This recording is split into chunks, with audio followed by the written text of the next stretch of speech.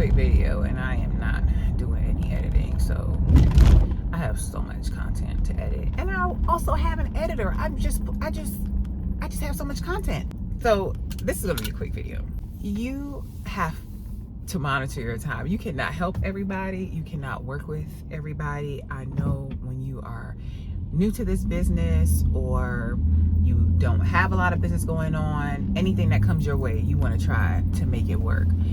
But trust and believe, you still gonna have to have your guard and your filter eyes up to really be able to determine, am I able to help these people? Like, we are not realtor genies. Like, you got to give us something to work with, okay? Somebody doesn't have any money to work with. Yeah, you might have some options out there, but absolutely no money. Like, you have to have some kind of money. You have inspections, you have appraisals, you're gonna have some kind of money, right? Let's just say they have money, that their credit score is shot. What you gonna do with that? Like, what you gonna do with that right now? You could find lenders that will lend to low credit scores, but let's say somebody came to you and they have a 400 credit score. What you doing with that?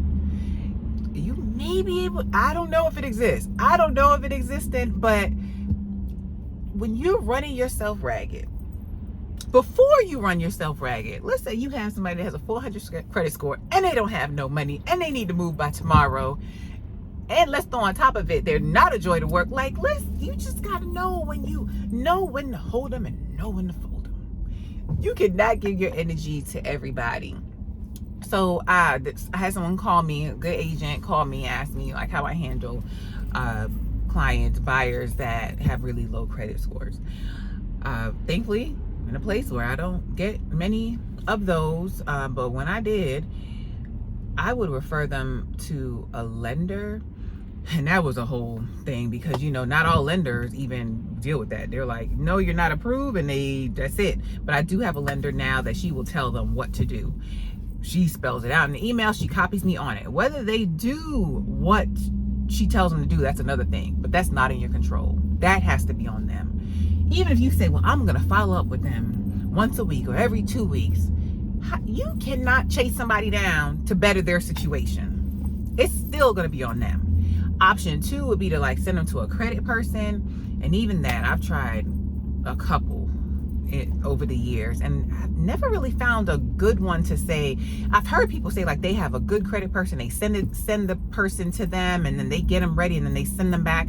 If you have somebody like that, please drop them down below, because I just have not found a great person like that, or that it has worked out. I don't know if it's with this last one, I don't know if it's because of the people not doing what they're supposed to do, or if it's on the person. I'm not sure.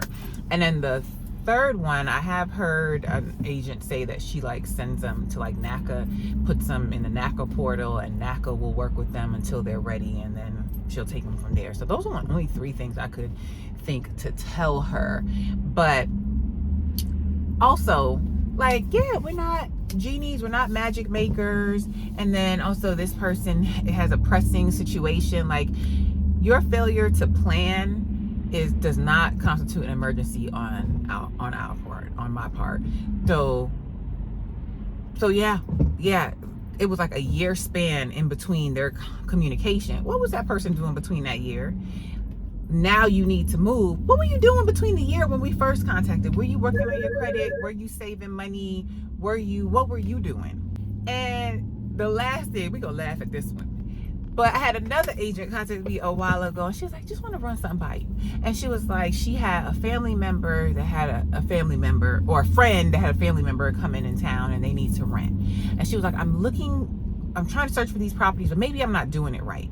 And then she told me what they were looking for, and I'm like, no, you're doing it right. It just doesn't exist. This person wanted to rent in Atlanta, Georgia. They want to rent in Georgia. They only want to pay $1,000 a month. It don't exist. You're not finding it because it does not exist.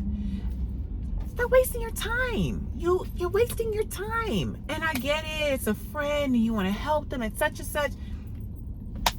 Be mindful of your time. Be mindful who you're that's time that you could be putting into building your business. Time that you could be putting into planting the seeds with clients that can actually get to a closing table.